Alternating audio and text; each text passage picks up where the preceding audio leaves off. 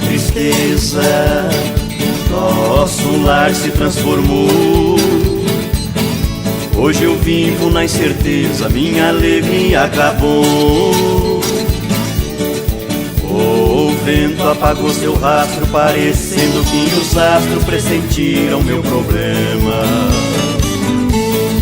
Até mesmo a natureza já não tem tanta beleza, canta triste a siriema.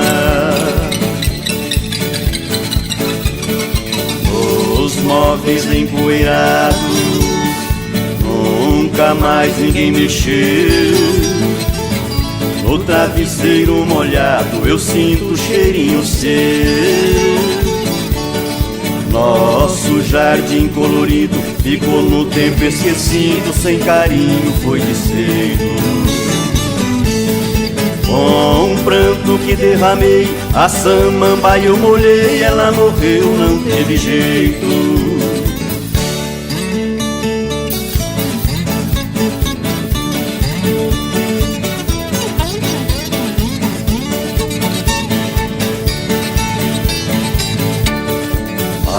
Acredito que o amor é surdo, mudo e não enxerga. Tem poder dominador, dirige e nos carrega. Contra a minha vontade, solidão e a saudade foi o que restou pra mim. Sou triste igual um poema, só me alegra a siriema nos campos cantando assim. O sol sabe onde ela anda, mas não pode me dizer. Na noite a lua é quem manda, mas insiste em te esconder. As estrelinhas piscando, parece que estão falando, esqueça o que se passou. Não tem reza e não tem prece, quem ama jamais esquece, quem esquece nunca amou.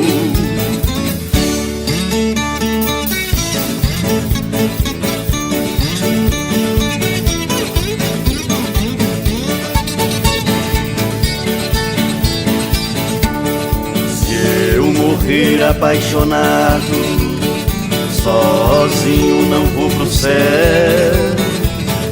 Se eu não viver do seu lado, prefiro vagar ao léu. Ela é minha princesa, minha fonte de riqueza, meu mundo e meu sorriso. Oh meu Deus, que triste hora, no dia que ela foi embora eu perdi meu paraíso.